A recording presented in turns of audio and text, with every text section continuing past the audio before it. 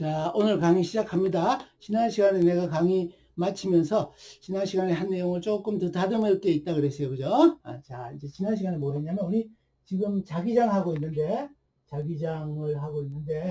자기장이라는 얘기는 뭐라 그랬냐면 전류 이제 이것들 여러분들이 내가 이렇게 정리를 다시 해주는 이유는 개념으로 잘 이해해야지 나중에 혼동하지 않고 왜 이 과정을 거쳐서 하는지를 알게 되니까 그걸 다시 정리하는 거예요. 자기장이라는 것은 전류 도선 간의 상호작용을 다루고 있어. 그죠? 상호작용. 그런데 어떻게 지금 하고 있냐면 전류 도선이 첫 번째 전류 도선이 이쪽에 이렇게 있어요.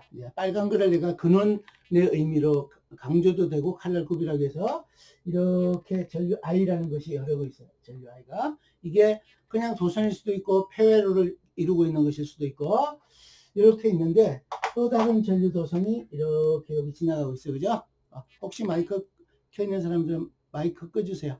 여기에 이제 I의 테스트라고 그랬어. 그러니까 그럼 구별을 하면 어떻게 하냐면 얘는 자기장을 만드는 근원 전류 도선이고 근원 전류 도선인데 그럼 이걸 뭐다가 자기장을 형성하는 근원이 되는 전류인 셈인 거예요. 그죠? 그럼 이 자기장에 있으면 얘 둘이 서로 상호작용을 이루는데 얘를 근원 전류라고 얘기하고 자기장을 형성한다 그랬으니까 이 청색은 어떻게 설정되어 있는가 하면 우리가 사용하던 용어 같으면 시험 전류 도선, 여기도 도선을 뺐는데 시험 전류 도선인데 얘는 뭔가 하면 여기 근원 전류가 만든 자기장의 영향을 받는 거예요. 자기장의 영향을 받는 전류 도선인 거예요. 받는 전류 도선. 그래서 이제 이 중간 과정을 보니까 어떻게 했냐면 만약에 이 근원 전류 도선에 의해서 이 공간에 자기장이 생기는데 그 자기장을 H벡터라고 이렇게 정해놨어요. 그죠? H벡터. 그래서 이거를 자기 강도라고 그랬어요. 자기 강도. 지금 빨간 거는 근원 전류가 만드는 걸 구별해서 쓰고 있어요. 여러분들이 구별할 수 있게. 이제 자기 강도라는 것을 만들었어. 자기 강도. 근데 일단 자기 강도의 성격은 어떤 건가 하면 요거를 성격을 한 번 더 하면 자기 강도는 어떤가 하면 근원 전류 도선을 중심으로 해서 회전하는 방향이에요. 핵심 내용은 그러니까 근원 전류 도선을 중심축으로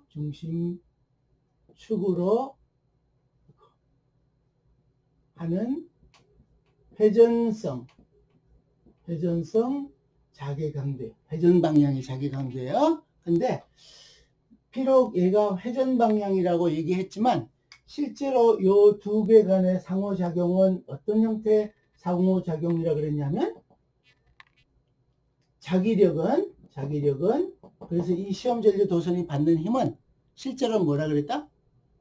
밀어내거나 인력이나 또는 청력의 형태로 밀거나 당기거나인 거예요. 비록 이렇게 얘기했지만 회전성이라고 얘기했지만 그러면 이걸 가지고 이쪽 전류 도선이 받는 힘을 계산할 때는 그 힘을 어떻게 관계되는지를 만든 법칙이 비오사바레의 법칙인데 그때 자기력은 어떻게 되는가 하면 만약에 이 전류 도선 조그만한 거 하나 가지고 얘기하면 ITDLT라고 얘기하면 이 전류 도선이 전류 도선 조각이 받는 힘은 어떻게 하면 되는가 하면 지금 여기 계산해온 여기 H벡터가 이렇게 있으면 어떻게 하면 된다?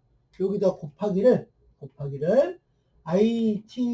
ITDLT라는 걸 곱하고 거기다가 앞에 비례상수 뮤만 이렇게 넣어주면 그게 뭐가 되는가 하면 요 조각이 받는 힘, 그죠? 그래서 뭐냐면 DF 벡터 이렇게 되는 거예요. 이렇게. 그런데 여기서 미리 내가 강조했지만 여기 벡터곱이 이렇게 있지만 수식에만 몰입해서 의미를 생각하지 않고 보면 이게 복잡한 거인데 실제로 의미는 뭐다? 이렇게 곱했지만 요걸 만드는 근원 전류 도선이 있으면 이제 컬러가 또 바뀌어 버렸네. 원래대로 컬러 환원시켜줄까요? 컬러 환원합시다. 어쨌든 여기에 H 벡터가 이렇게 근원전류 도선에 의해서 만들어진 게 있었다, 그죠? 그럼 여기에다가 IT, DLT라는 조각을 이렇게 벡터 프로덕트 해주면 되는 거예요, 그죠? 근데 뭐라고 얘기했냐면 얘는 회전성이라 그랬어요, 그죠? 얘는 회전성이라고 그랬는데 요는 일종의 뭐예요? 선이니까 일종의 선분이에요, 그죠? 선분 같은 거예요, 그죠? 선분 같은 거. 근데 이렇게 해놔서 여기다 크로스 프로덕트를 하면 비록 얘는 회전성 작용, 이렇게 도는 근원전류 도선 중심으로 해서 회전하는 거라 그랬고 얘는 선이지만 최종 결과는 얘는 뭐다? 얘는 이 근원전류에서 이쪽에서 이렇게 밀든가 이렇게 당겨가는 게 DF 벡터란 말이에요, 그죠? 이걸 잘 갖고 있어야 돼요. 자, 그러면 이제 방향에 대한 얘기를 했는데 그럼 또 한번 물어볼게요. 여러분들이 내가 질문을 던지면은 이 질문을 여러분들이 대답을 스스로 한번 해보든지 노트에도 메모를 해보세요. 그러면 우리가 지금 계속해서 주로 이제 어떻게 했냐면 근원전류 도선에 집중해서 해오기 시작하고 있어, 그죠? 근원전류 도선에 의해서 집중하고 있는데 좀 더 말을 붙이면 뭔가면 근원전류의 도선에 의해 형성된 뭘 하고 있냐면 자개강도를 하고 있어요, 그죠? 자개강도. 그러면 근원전류 도선에 의해서 형성된 자개강도 H 벡터의 요거를 집중해서 하고 있어요, 그쵸? 요 단위는 뭐다? 암페어 메타에 해당하는 단위다. 내가 전기장이라고 비교하는 건 나중에 다시 한번 해줄게요. 그럼 이렇게 되는데 내가 여기서 얘기하기를, 자, 여러분들 답을 한번 해보세요. 생각해 보세요. 이걸 계산하는 이유는 뭐 때문인 거예요? 이걸 계산하라고 문제를 막 내는데 첫 번째 우리가 뭐 했냐면 무한전류 도선을 했고, 지난 시간에 무한전류 도선이 형성하는 자기강도를 했는데 오늘은 뭐도 할 건가 하면 이렇게 동그란 원형 전류 도선에 의해서 생기는 자기장을 하려고 그래요. 그런데 아직 여기 가기 전에 무한전류 도선에 의해서 형성된 자기장을 해석해 주려고 그러는데 그 해석하는 거를 따라오려고 그러면 요 생각을 해야 된단 말이에요. 그죠? 그럼 보세요. 이거 왜 했어요, 여러분들? H벡터 왜 구하는 거야? H벡터를 구하는 이유는 뭐 때문인가 하면 여기다가 H벡터를 이렇게 알면 지금 얘기한 것 같이 여기다가 시험전류 도선을 찾아와서 IT, DLT 벡터라는 걸 찾아와서 여기에 이제 자성계수를 곱하면 요게 뭐다? 요게 내가 지금 힘이 어떻게 되는지 DF를 붙여도 좋고 안 붙여도 좋고 힘이 어떻게 되는지를 보려고 요 일을 한 거예요, 그죠?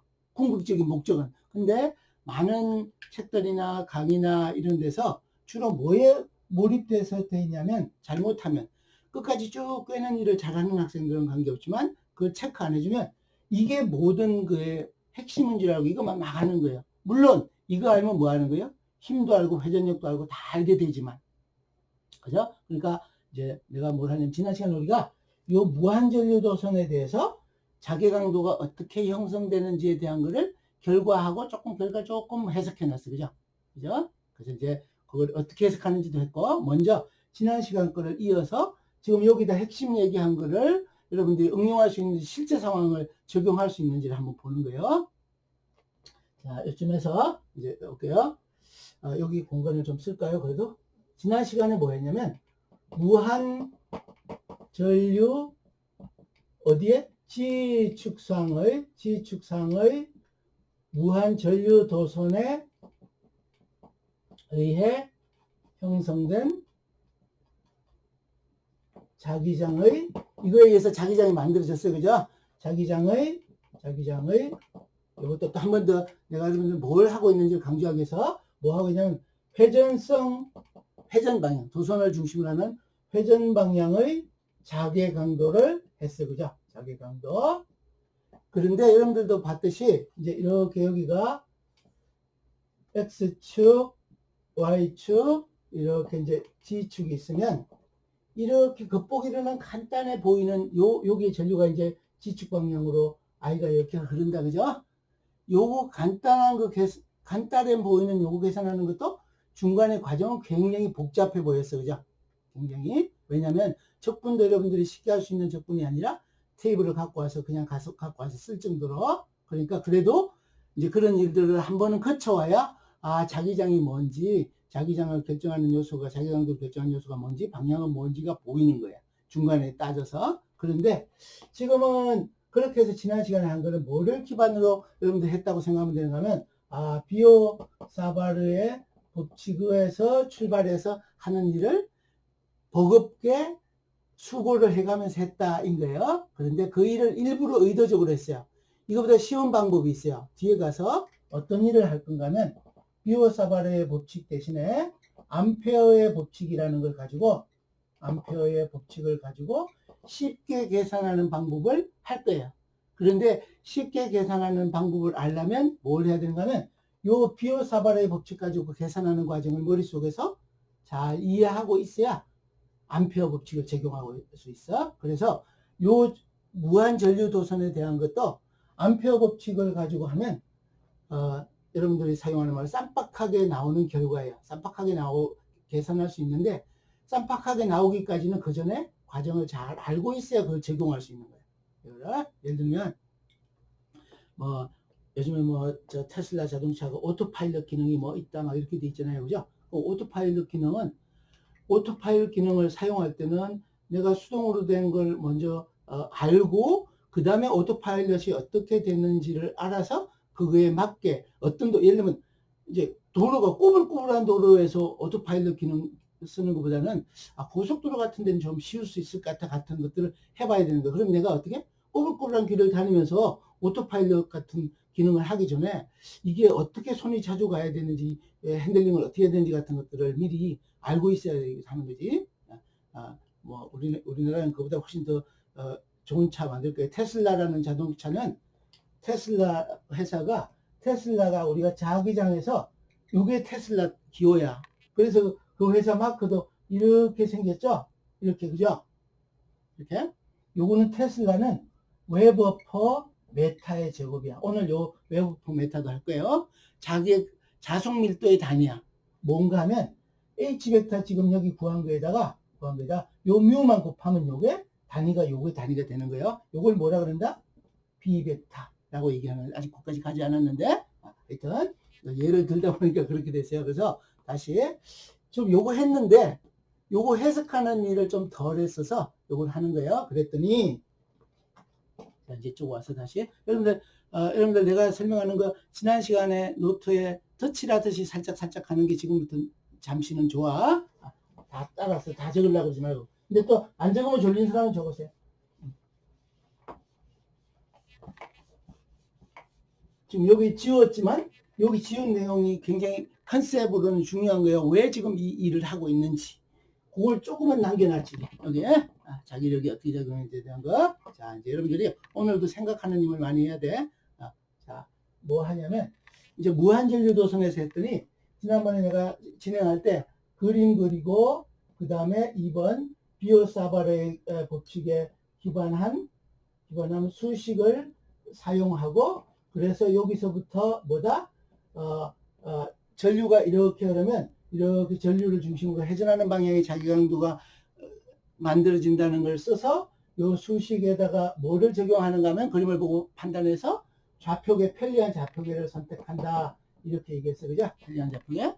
그럼 편리한 좌표계를 쓰면 네 번째는 어떻게 되는가 하면 요 수식에다 어떻게?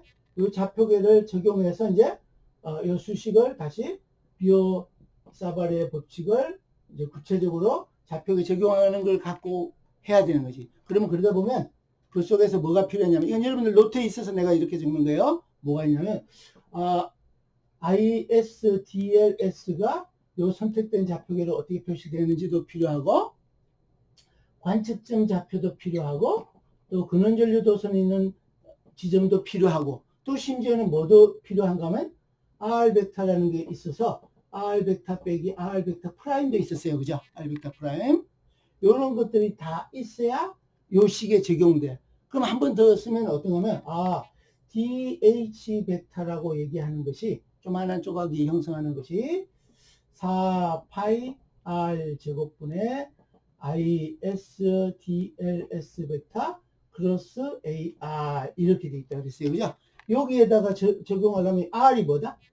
요거의 크기니까 당연히 R 벡터 프라임 다 갖고 와야 되는 거지. 그런데 이제 지난 시간에 하면서 내가 뭐라 그랬냐면, 우리가 좌표계를 직각좌표계가 아니면 이제 어떻게 하냐면, 요 경우에 이렇게 했더니 X축, Y축, G축을 하는데, 여기 전류도선이 이렇게 있어요. 그죠? 이렇게 있는데, 여기 R 벡터 마이너스 R 벡터 프라임을 계산하려고 그러다 보니까, 요 지점이 예를 들면, 요 지점이 관측점이 돼서 요 지점이 R 벡터이고, 여기 R 벡터이고, 그 다음에 요 근원전류가 있는 도선 요 지점이 이렇게 가는 벡터가 R 벡터의 프라임이라고 하면, 요렇게 가는 벡터가 R 벡터인데, 그죠? R 벡터인데, 직각좌표계로 다 표시되어 있으면, 예를 들면, X방향 성분 그러면 어느 지점이나 다 X방향 성분이 나란하고, Y방향 성분은 그러면 어디나 Y방향 성분이 위치에 관계없이 다 평행한 성분이고, Z방향 성분 그러면 어느 지점에 Z방향 성분이 평행하게 나타나는데, 여기 원통좌표계, 우리 지금 여기 와서 어떻게 했어요? 원통좌표계로 하면, 예를 들면, 내가 요점에서 A 로의 벡터다, 그죠? 라고 하면, 어디에서도 A로 벡터라고 하냐면, 이하고 만약에, 비슷한, 같은 거리에 있는 걸 원을 만들면, 이렇게 되어 있는 원을 만들면, 요 지점에서, 여기서부터, 이렇게 가는 것도 여기서는 이렇게 가는 A로인데, 요쪽 방향에서는 요 중심에서 이렇게 가는 방향의 A로의 방향이 되니까, 여기서 뺄 때, A의 A로 빼기 B의 A로라고 해서, 요거를 A 빼기 B의 A로라는 과정을 거치면 얘는 안 된단 말이에요. 이거를. 그래서 내가 어떤 과정을 거치라 그랬다, 여러분들? 요렇게 빼는 과정을 거칠 때는 직각좌표계를 변하는 다음에 다시 오거라 이렇게 했단 말이에요. 그죠? 그 뜻을 더 자세히 얘기해주고 싶긴 한데 그 얘기까지 다 하면 어려우니까, 그래서 1학기에도 이제 그런 복잡함을 덜하기 위해서 살짝 건너왔는데, 요번엔 요거 해주고 계산해줬어. 오늘도 원형 전류 도선에서도 그 변환하는 과정을 한번 쓸 거예요. 그러니까 그때 조금 더 이해가 부족했던 사람들은 잘 이해하도록 하고, 여러분들 중에는 나중에 기사 시험을 보고 싶은 사람도 있고, 또 우리보다 조금 더 나은 대학이 한 2개 있는데 거기를 가고 싶은 사람들도 있을 거고, 또 전문가가 되고 싶은 사람도 있으면은 이 전자기학은 가장 기초가 된단 말이에요. 예를 들면 내가 대학의 선생님이 된다, 그죠? 그러면 전자공학 선생님이 돼야 되잖아요, 그죠? 그럼 많은 사람이 전자기학 가르치는 거를 싫어해요. 싫어하는 게, 왜냐하면 배우는 사람도 어렵고 가르치는 사람은 그 사람들 이해시키기 위해서 더 많은 수고를 해야 되기 때문에 이게 즐거움이 별로 없을 수도 있단 말이에요. 그렇지만 누군가는 해야 되는데 언제 하냐면 신임으로 갔을 때. 또 누가 물을 수도 있어. 잘 모르는 교과목이니까 다른 사람들이 잘 물을 수 있는 교과목이기도 하단 말이에요. 그러면 그 각자 알아서 하는 게 나도 잘 몰랐으니까 너도 몰라도 돼. 이건 안 된단 말이에요. 그죠? 잘 가르쳐 줘야 되는 거죠.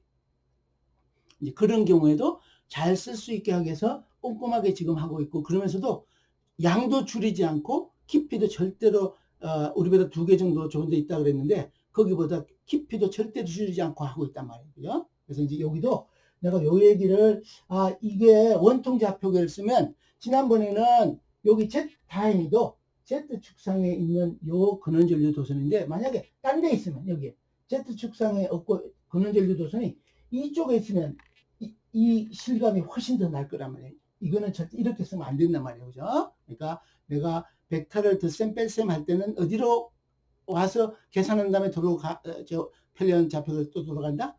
직각좌표계에서 계산해서 다 한 다음에 다시 되돌아가야 되는 거예요. 좀 이따 나올 거예요, 다시. 그래서 이제 이렇게 해서 여기다 적용해가지고 적분을 했더니, 이제 요게 5번, 이것도 4번이라 그럴까? 여기다 적용해서 이제 5번이 H 벡터는 뭔 거예요? H 벡터는 DH 벡터를 적분해서 어느 부분?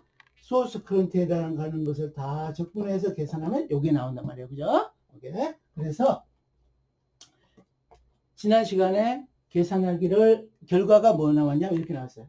자, 이렇게 Z축상에 무한히 긴 전류 도선인 경우에는 봤더니 H벡터의 결론이 H벡터 원통 좌표계로 계산했더니 얘는 2파이의 로분의 i에다가 방향은 어느 방향이다? 근원 전류가 Z축 방향으로 가고 있으면 전류 도선을 중심으로 해서 회전 방향으로 생긴다 그랬어서 결론이 어떤 방향이 나왔냐면 A, phi 이렇게 나왔어요. 그죠?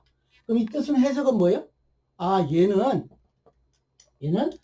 방향은 전류 도선을 중심으로 해서 이렇게 회전하는 방향이고 자기장의 크기는 어떻다? 아, 축에서부터 거리에 반비례한다란 말이에요. 그죠? 반비례한다. 그러면 내가 지난 시간에 잠깐 이것도 이제 지울게요. 그리기를 어떤 그림을 그리냐면 이렇게 그려서 로가 바뀌면은 어떻게 되는지에 대한 것을 크기만 H벡터를 이렇게 하면 크기는 어떻게 되는가 하면 이렇게 반비례하네 이렇게 했어요. 그죠? 반비례하네. 근데 이렇게 그릴 수도 있지만 이제 하나 더 그려볼게요. 내가 Z축에서 쳐다봤어요. Z축에서 새가 저 하늘에서 아래쪽을 봤어요. 그러면 축을 이렇게 나누면 이 축을 X축이라 그러고 이 축을 Y라 그러면 로가 같은 점을 연결하면 뭐가 나와요, 여러분들?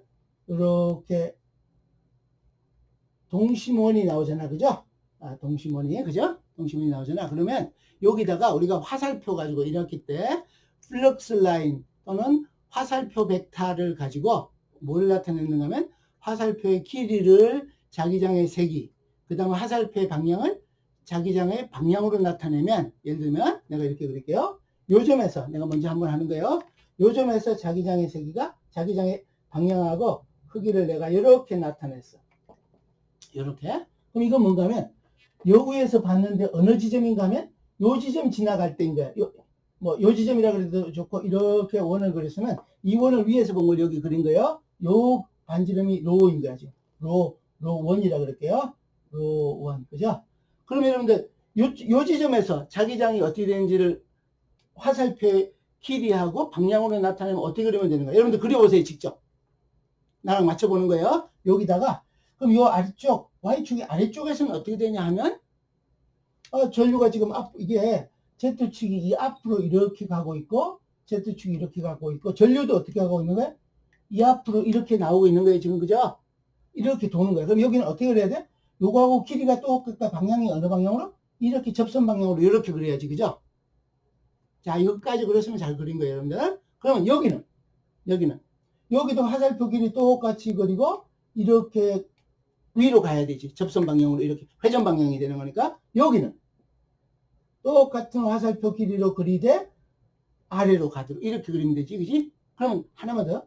그럼 여기서 요 점에서는 어떻게 될까?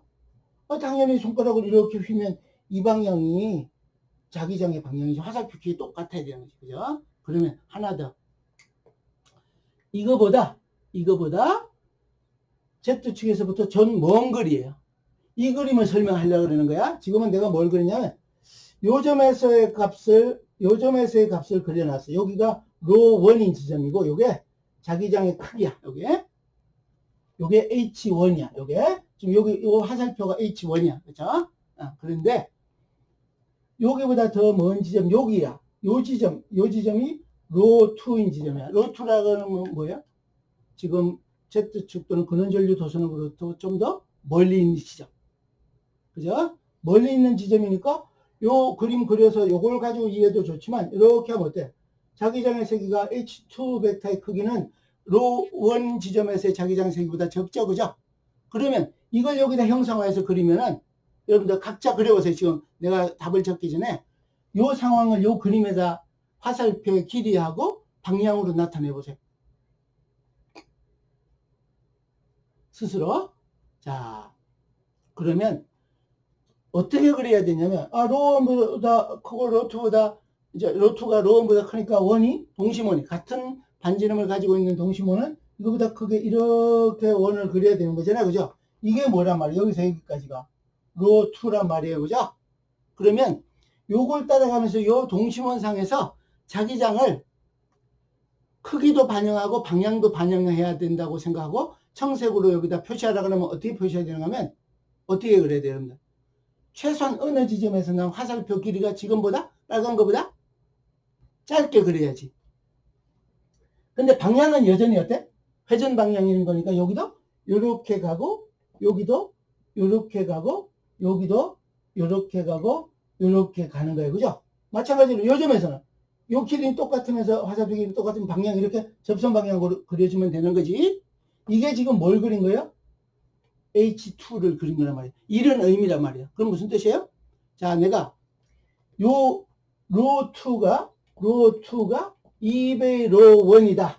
그러면 H2는 얼마라고 얘기하면 되는 거예요? H2는 H1하고 B가 H1의 얼마라는 얘기요?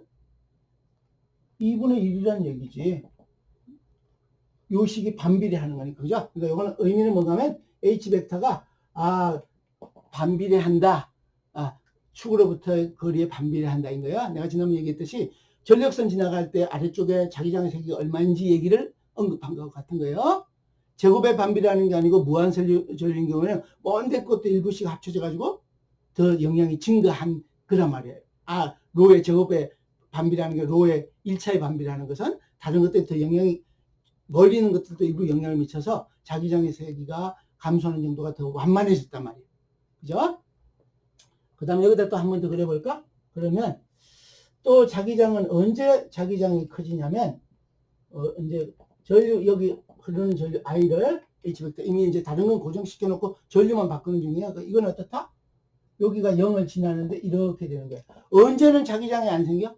전류가 안 흐르면 자기장 안 생기는 거지. 그럼 예를 들면 극단적으로 어떤 사람들이 어떤 일을 할 거냐. 우리 동네 지금 전력선이 지나가면 안 된다고 하고 내 가족에 뭔가 문제가 생겼다 그러면 극단적인 행동을 하는 사람도 어떨까?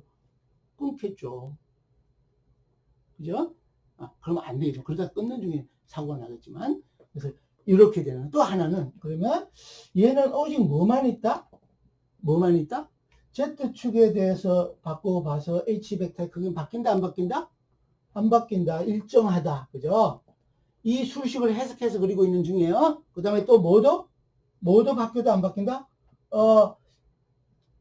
내가 회전각이 어떻게 되는지를 바꿔봐도 그때 H벡터는 변하지 않는다. 이런 거예요. 그럼 또 조금 변형된 형태로 해볼까? 이렇게 하는데 내가 다른 건 다 고정시켰는데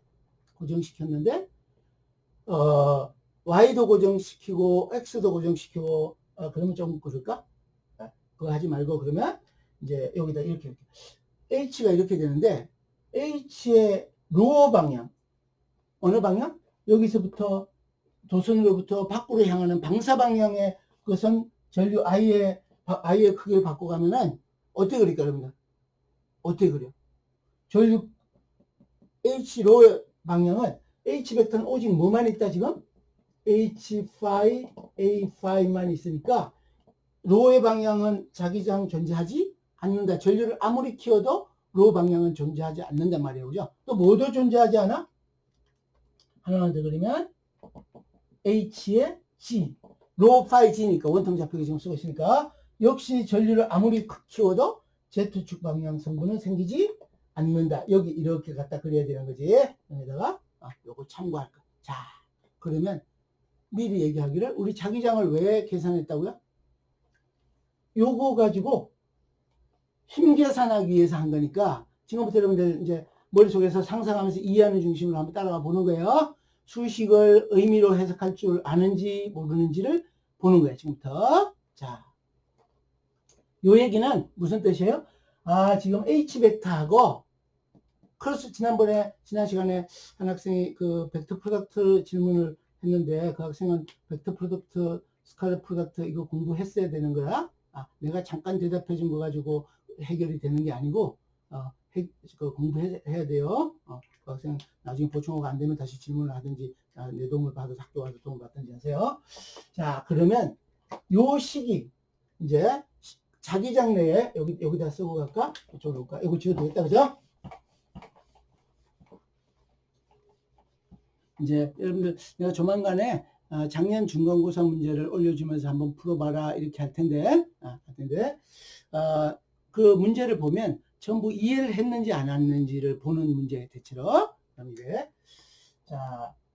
자기장 내에, 자기장은 누가 만들었다? 지금 무한전류도선이 만들었어요, 그죠? 자기장 이제 여기다 한번 쓸까? 뭐가 만든 거? 지축상의 무한전류도선, 지축상 무한전류도선이 형성한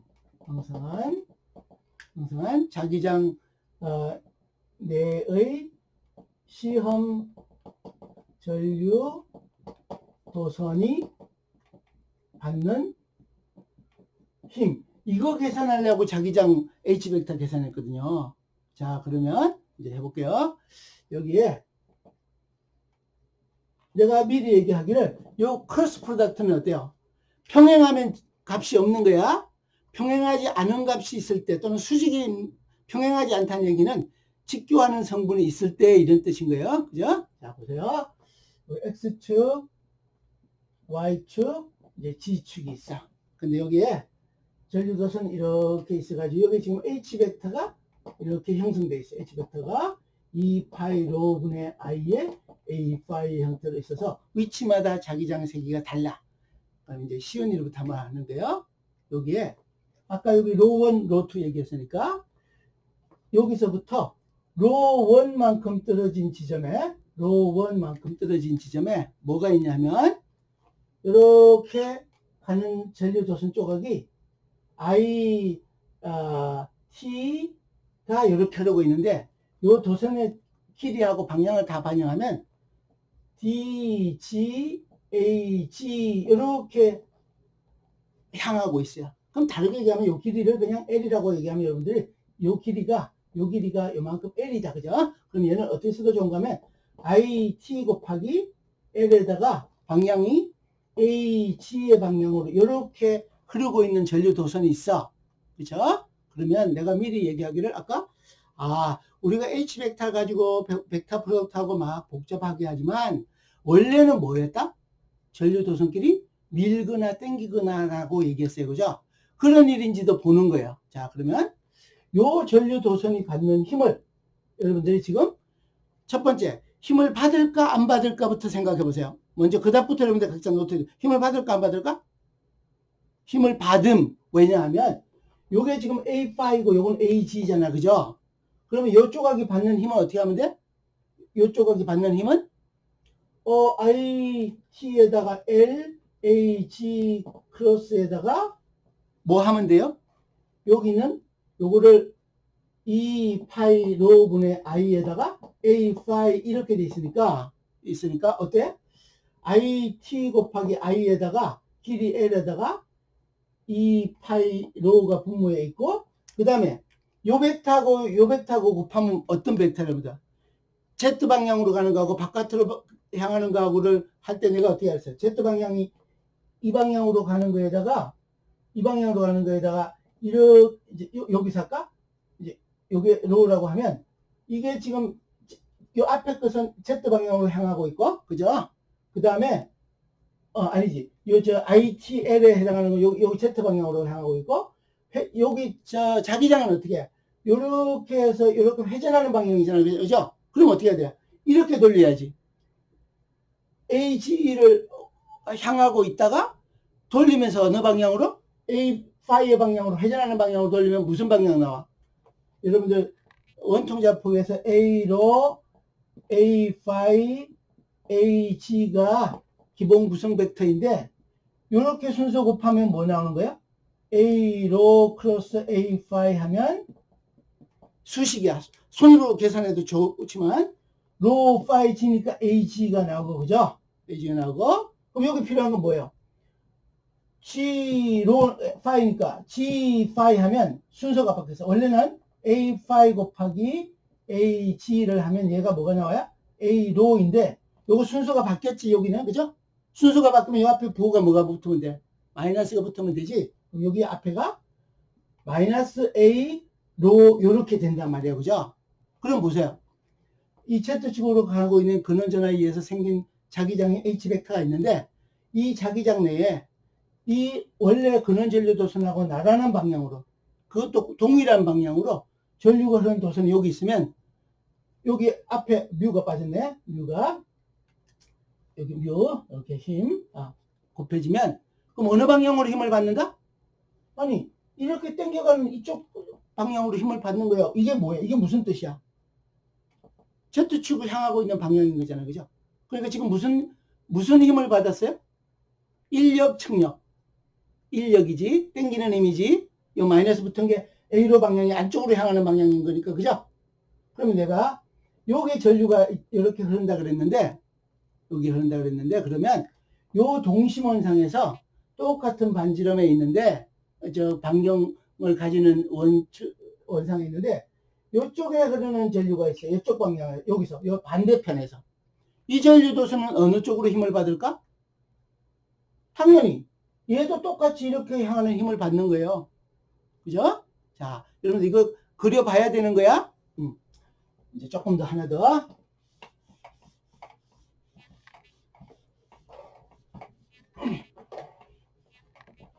자기장을 어렵다고 그러면 안 되고, 이렇게 봐야 돼요. 아까 얘기했듯이 비록 자기장은 회전 방향의 자기장이라 그랬지만, 그걸 자기력으로 환산하니까 어떻다? 분명히 땡기든지 밀든지 했단 말이죠.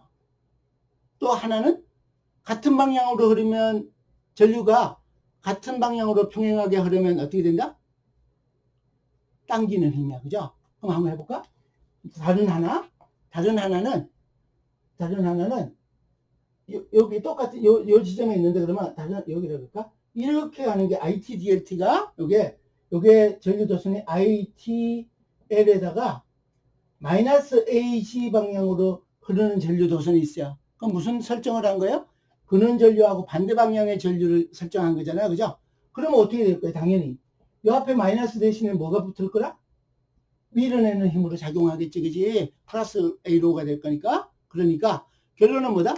전류 도선이, 왜는 걸 내가 싫어하지만, 여러분들한테 왜라 그러고 싶지 않지만, 어떻다? 나란히 가면 당기는 힘, 나란히 가되 반대 방향으로 가면 어떻게? 밀어내는 힘이다. 인 거예요. 동일 방향이면 인력, 당기는 힘. 그 다음에 반대 방향이면, 반대 방향의 전류 도선이면 청력, 밀어내는 힘. 반발력이라고 그래도 좋고, 밀어내는 힘이에요. 한글로 하면 밀어내는 힘이야. 자, 그러면 이제 하나 더. 그런데 내가 어떻게 하다 보니까 전류 도선이, 이제 별걸 다 해줘야 될 수 있는데, 전류 도선이 어떻게 되냐면, XY 평면에, 이제 또 다른 케이스가, XY 평면에 평행한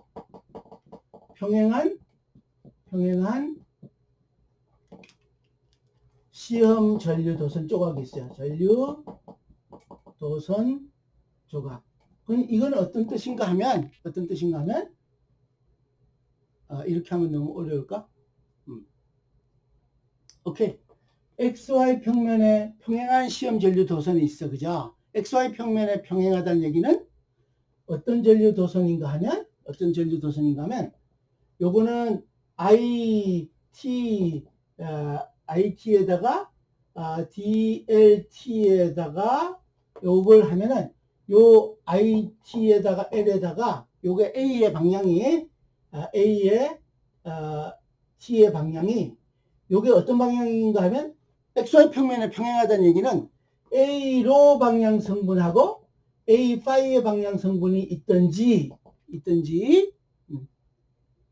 A로 하고 A5 방향 성분이 있든지, 또는 AX하고 AY 방향 성분이 있다는 얘기인데, 어쨌든 요거 이제 우리가 원통 좌표계를 써가지고 지금 계산해 놨으니 요게 더 쉬워. 요거야. 그러면은 이것도 또 너무 어렵게 왔나? 요 조각은 어느 방향으로 힘을 받을까? 만약에 이 자기장 내에 내가 도선이 XY 평면에 평행하게 이렇게 적당히 있어. 그죠? 이렇게. 요 조각의 길이가 L이야. 그러면 H벡터는 어느 방향 성분만 있다?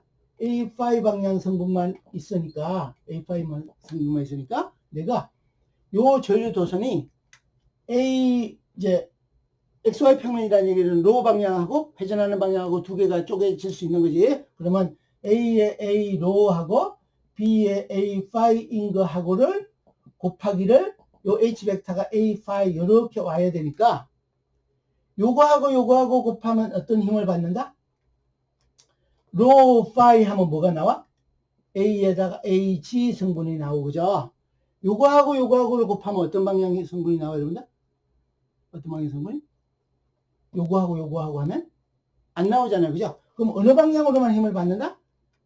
A의 C의 방향으로만 받는 거예요. A의 방향. 그런데 나중에 내가 요런 이제 도선의 대체로 폐경로를 형성하는데 요쪽에 조각이 있으면 마치 반대편에 요거하고 똑같이 반대편으로 가는 것 같은 게 생겨서 요 조각이 어느 방향으로 힘을 받는다고요? Z축 방향으로 힘을 받고 요쪽으로는 반대편으로 가니까 마이너스 Z축 방향으로 힘을 받겠죠. 그죠? 그럼 무슨 얘기냐면 요쪽 조각하고 요쪽 조각 이렇게 어떤 형태로 붙어 있는 거라고 하면 힘의 합은 얼마? 0. 그죠? 하나는 Z축의 양의 방향으로 이 방향으로 힘을 받고 하나는 반대편으로 받으니까 힘의 합은 토탈에서 힘의 합은 0이야. 그죠? 근데 힘의 합은 0이지만 어떤 일이 생길 수 있냐면 얘가 뱅글로 돌 수 있겠네? 회전력이 생길 수 있겠네 같은 걸 짐작할 수 있지. 그지? 그건 뒤로 보내서 자 그러면 내가 너무 어렵게 왔는데 좀 더 쉬운 거 그러면 내가 봤더니 지금 여기 이렇게 Z축상에 요것만 하고 그 다음 단계로 넘길게요. X축, Y축 해석해 주느라고 이렇게 복잡하게 보여. X축, Y축, G축이 있는데 내가 이렇게 동심원을 그렸는데 요 동심원을 따라서 전류도선 조각이 이렇게 동심원을 따라서 이렇게 가는 게 아이고 청색으로 예 이렇게 동심원을 따라서 이렇게 가는 전류도선이 있는 거야. 요게 IT, DLT 벡터야. 요게 그러면 동심원을 따라가는 여기도 있을 수 있고 여기도 있을 수 있고 이쪽에도 있을 수 있는데 전부 다 요거는 뭔가 하면 IT에다가 DL에 동심원을 따라간다는 얘기는 방향은 어느 방향인 거예요? A의 파이 방향이라는 얘기지. 그죠? 요게. 그러면 요렇게 동심원을 따라서 이렇게 놓여 있는 전류도선은 힘을 받을까 안 받을까? 답은 안 받는다지. 왜냐하면 힘이 뭐랬어요? DF 벡터가 뮤에다가 IT, DLT 자기장 영향을 받는 도선에다가 H 벡터라고 했는데 요것도 A 파이의 성분이 있고 그죠? 요 뒤에 것도 뭐예요? 뒤에 것도 A 파이 성분만 있으니까 요런 경우에는 도선이 힘을 받는다 안 받는다? 힘을 받지 않는다는 말이에요. 이때는 요렇게 놓으면 힘을 안 받는 거란 말이에요. 알겠죠? 그죠? 요 정도 해놓으면 여러분들이 상상을 해봐야 돼요. 경우의 수가 너무 많아서 다 다룰 수는 없으니까 요 정도 해놓고 그 다음 주제로 넘어갈게요. 그 대신에 여기 하나 체크해 놓을 것은 이쯤에서 하나만 해놓고 갈게요. 이제 요걸 해놓은 상태에서 좀 나을 것 같아. 이제 뭔가면 근원전류 도선에 의해서 근원전류 도선에 의해서 형성되는 의한 자기장은 뭐다? 회전성 자개 강도를 만든다면 회전성 그죠? H 벡터 그러면 이제 요게 H 벡터의 R 벡터인데 때로는 얘가 암페어 포메타인데 얘를 H 벡터 가지고 다루는 것보다 요거하고 다르게 뮤에다가 H 벡터에다가 뮤를 곱한 요걸 다루는 게 더 나을 수도 있어요. 요걸 그러면 요 단위를 뭐라고 정의하냐면 요 단위를 자성계수를 곱한 거예요. 그럼 요 단위를 B 벡터의 R 벡터라고 정의하고 아직 자세히 가지 않았는데 여기서 얘기해 놓고 넘어가는 게 좋을 것 같아. 그럼 요렇게 하면 요걸 뭐라고 하냐면 자속 밀도라고 하는데 왜 자속 밀도라고 하냐면 요거의 겉보기 단위가 어떻게 되냐면 웨버 퍼 메타의 제곱의 단위를 가져요. 웨버퍼 메타죠. 그런데 인터내셔널 유닛에서는 얘를 뭐라고도 부르는가 하면 테슬라라고 부르기도 하는 거예요. 테슬라요. 테슬라라고 부르는 단위예요. 이걸 자속 밀도라 그래. 그러면 이제 요쯤에서 한 번 더 하면 그럼 내가 뭐랬냐면 자개 강도는 근원전류 도선을 중심으로서 회전하는 방향이라 그랬다 그죠? 회전하는 방향. 그러면 요 자속 밀도도 뭘 거예요? 당연히 근원 전류 도선을 중심축으로 하는 회전성 자속 밀도야. 그럼 당연히 뭔가 하면 전류 도선이 이렇게 있으면 얘가 만드는 B 벡터도 똑같이 우리 암페어 법칙에서 얘기했던 이 회전 방향 생각하면 되는 거예요. 그런데 요쯤에서 살짝 하나 언급할 것은 여기 웨버가 뭔가 하면요. 여러분 뮤를 곱하면 이런 거요. 우리가 이랬어요. 전기장에서 만약에 여기에 근원전화가 있는데 근원전화가 여기 Q예요. 여기 X축이고 Y축이고 G축이어서 내가 뭐라 했냐면 여기 이 근원전화가 B 벡터 곧 볼트 퍼 메타에 해당하는 전개 강도를 만들기도 하지만 뭐를 생각해도 좋은가 하면 전개 강도를 만들어도 좋지만 얘가 이 매질에 무관하게 뭐 해석하는 걸 만들기 위해서 마치 여기 있는 전화를 아주 가늘게 가루로 갈아서 뿌리면은 가상적으로 뿌린다고 생각하면 흩어지는 것 같은 거를 뭐를 만들었냐면 D 벡터라고 해서 쿨롱 퍼 메타의 제곱을 하고 얘를 등가 전하 밀도라고 했어요. 그죠? 그럼 이걸 가지고 다루면 편한 일이 굉장히 많이 있었어. D 벡터. 그래서 쿨롱의 법칙에서 요 처음에는 쿨롱의 법칙 가지고 얘기하다가 요걸 도입하면서 무슨 법칙을 써서 해석이 편해졌냐면 가우스의 법칙을 가지고 해석하는 게 편해졌어. 그죠? 거의 비슷하게 자기장에도 어떤 일을 여러분들이 머릿속에서 상상하냐면 그럼 이런 거죠. 요 쿨롱이 뭐예요? 여러분들?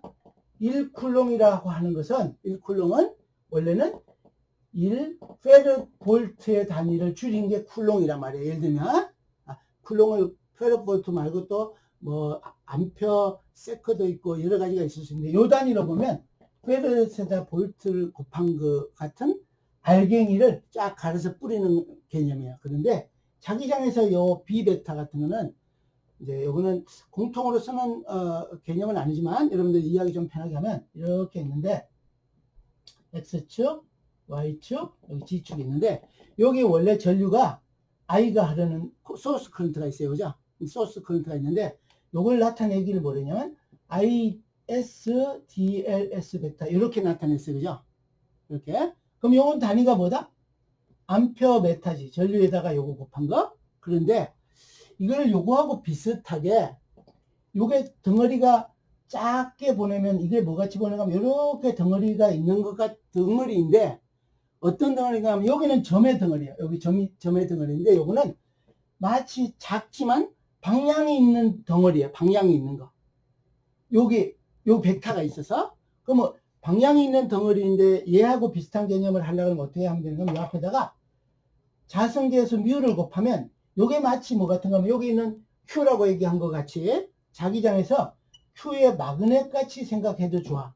그럼 이걸 갈아서 뿌리는 중에 생긴 것이 이거 B 벡터 같이 만들어지는 거예요. 이걸 갈아서 뿌리면 근데 얘는 어떻게 생각하면 갈아서 뿌리는데 이 전기장에서는 어떻다? 밖으로 향하게 이렇게 뿌리는 건데 얘는 이 회전시켜서 뿌리는 것 같은 거예요. 갈아서 회전시켜서 그런 개념이라고 생각하면 되는데 그러면 어떻다? 내가 이게 벡터라 그랬으니까 이렇게 여기 벡터 같이 하면 좋은데 공통으로 쓰는 개념은 아니야. 여러분들 상상으로 하라는 게 직관적으로 이해할 수 있게. 그러면 요 단위가 뭔가 하면 아까 내가 이제 요 단위가 뭐랬어요? 웨버 퍼 메타의 제곱이라고 여기는 무슨 단위야? 쿨롱 퍼 메타의 제곱이라고 했잖아요. 그죠? 그러면 마치 이런 거예요.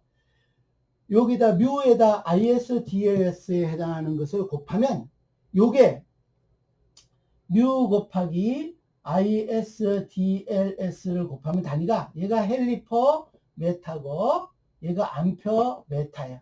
그러면 뭐가 나와? 요게 여기 헨리 곱하기 암페어잖아요. 그죠? 헨리 곱하기 암페어. 얘가 뭔가 하면 웨버라는 단위예요. 웨버라는 단위. 그러니까 여기에 웨버라는 단위를 가진 녀석이 여기 있는데 얘를 갈아가지고 뿌리는데 돌려서 뿌리는 것 같은 왜 회전 자기 강도라고 얘기하고 있으니까 그렇게 생각하면 돼.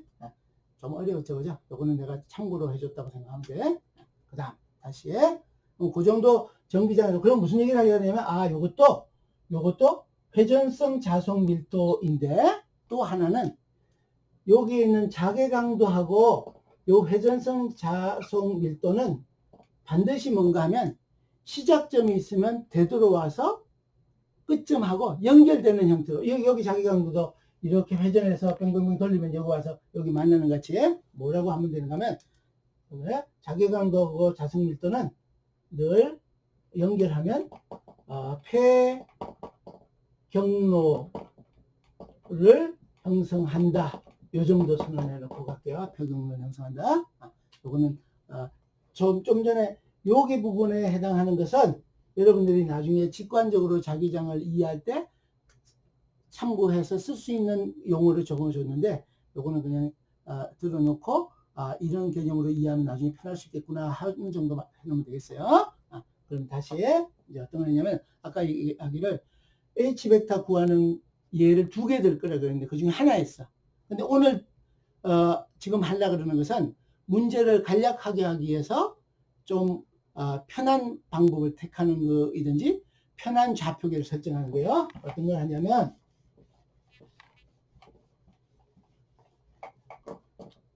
자개 강도, 자기장 문제, 자개 강도 문제의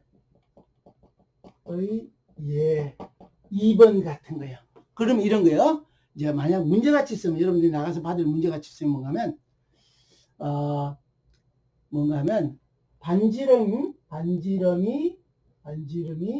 이꼴 A 메타인 원형 전류 도선에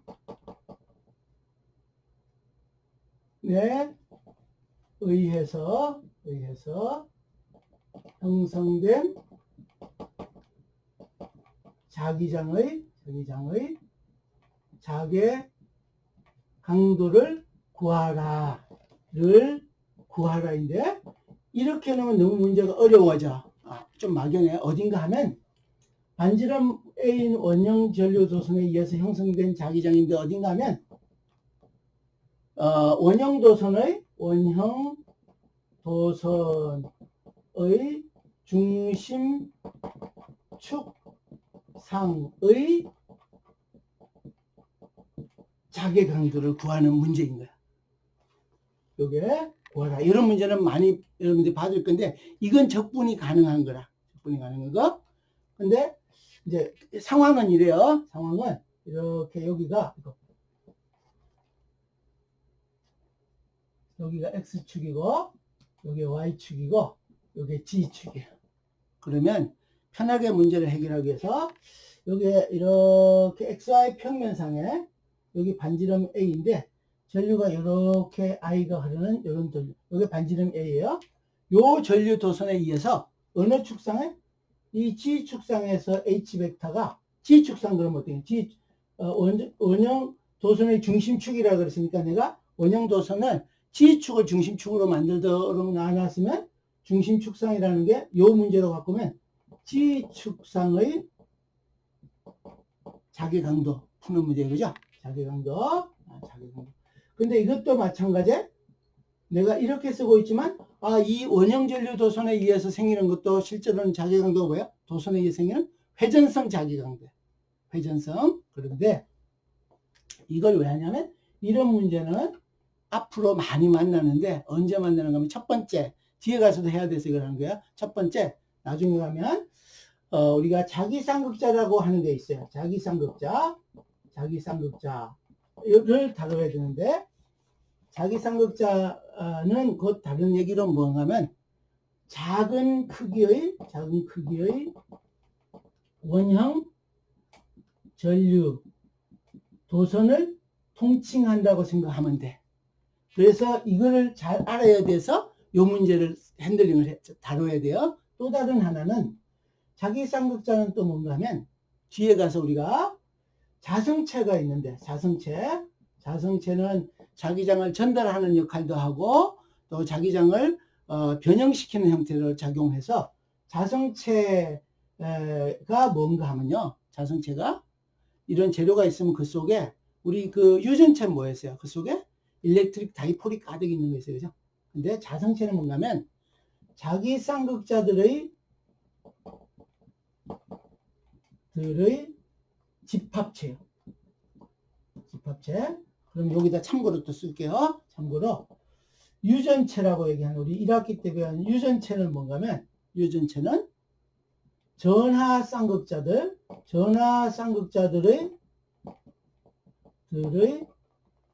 집합체였어요. 전하 쌍극자. 그때는 자기 쌍극자라 그러지 않고 뭐다? 전하 쌍극자라 그랬다. 그죠? 자, 그러면 이 자성체를 할 때 또 뒤에 가서는 요게 또 한 달이 더 건너가면 뭔가 하면 자기장에 의해서 자화라는 걸 하게 되고 자화 자기장을 가면 자석을 만드는 거예요. 여러분들 저 전자석은 전기장 전류 흘려가지고 잠시 동안 자석을 만드는 것 같은 거예요. 그죠?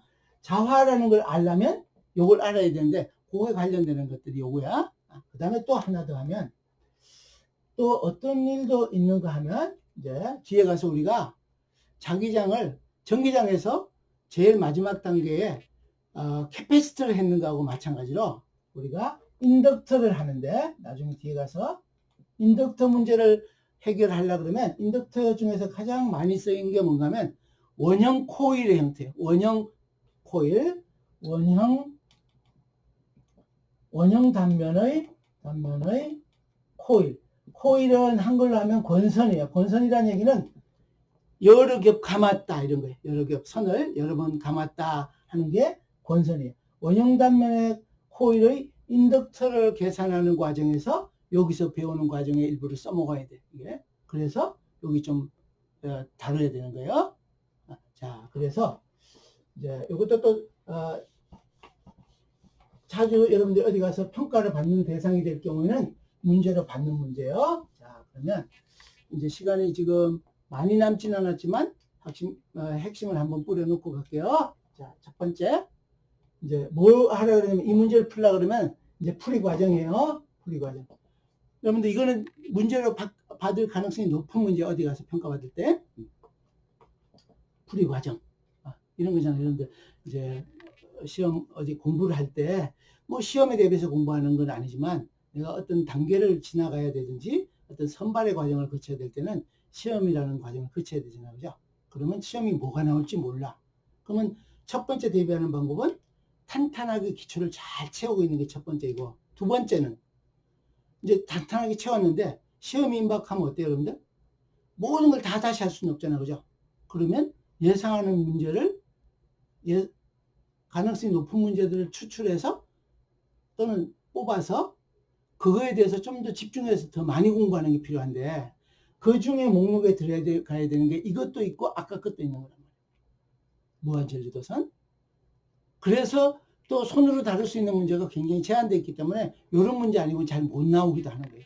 그래서 여러분들 문제를 선문안도 있어야 돼. 우리 저 야구할 때 선구안 뭡니까 투수가 던질 때 타자도 마찬가지고 이걸 칠 건가 말 건가 하는 거 선구안이랑 마찬가지 얘기하듯이 문제를 예상할 수 있는 것도 중요한 거예요. 친구들 중에 혹시 시험 공부할 때 예상 안 하고 무조건 하면 그것도 별로 그 친구는 효율적인 공부한 거예요. 시험 임박해서는. 근데 또 이런 친구도 있을 수 있어.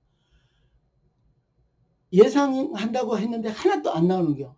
그럼 그 학생은 선구안이 없는 거지. 또 어떤 학생은 예상한 것마다 다 나와. 그 학생은 공부하는 방법도 알고 뭐가 중요하다는 걸 캐치를 잘하고 있다. 그런 친구도 많아야 되는 거야. 그죠?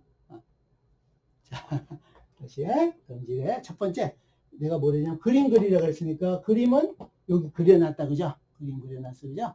그 다음에 두 번째 뭘 했냐면 요거를 푸는 거에 필요한 자기 강도식이 어떻게 생기냐면 DH 벡터 회전성 자기 강도에 해당하는 거를 보니까 회전성 자기 강도는 뭔가 하면 DH 벡터, 내가 관측점에서 DH 벡터는 4파이 R 제곱분의 ISDLS 벡터 크로스 AR 이렇게 했는데, 이건 뜻은 뭔가 하면 수식은 이렇게 썼지만 얘가 의미하는 건 뭔가 하면 요 자기장의 세기는 거리의 제곱에 반비례한다 이기도 한데, 또 다르게 얘기하면 무슨 뜻이에요? 거리가 같으면 자기장의 세기가 같다 얘기하고 같은 거란 말이에요. 그죠? 이거는 거리의 제곱에 반비례한다 이기도 한데, 거리가 같으면 최소한 방향은 그 다음으로 나와두더라도 동일한 거리이면 자기장의 세기가 같다.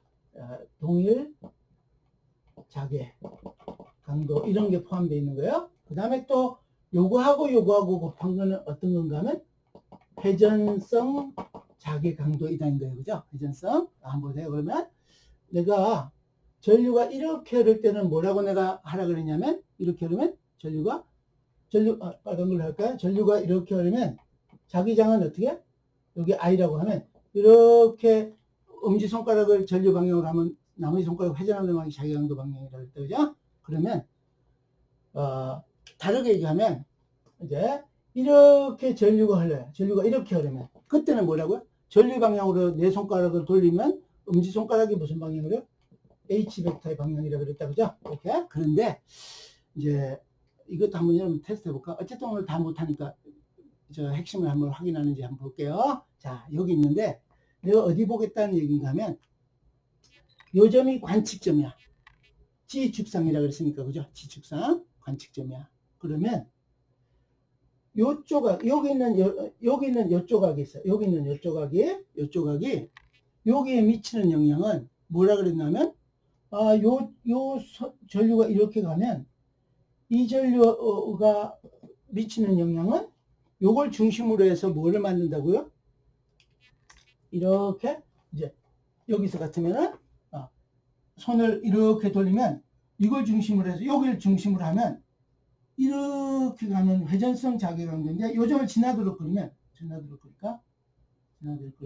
이 아래쪽에 와서 이런 형태의 원을 그리겠지. 요걸 중심으로 그리면 이거 훨씬 아래쪽에 더 내려가야 되는데 너무 멀리 그렸네.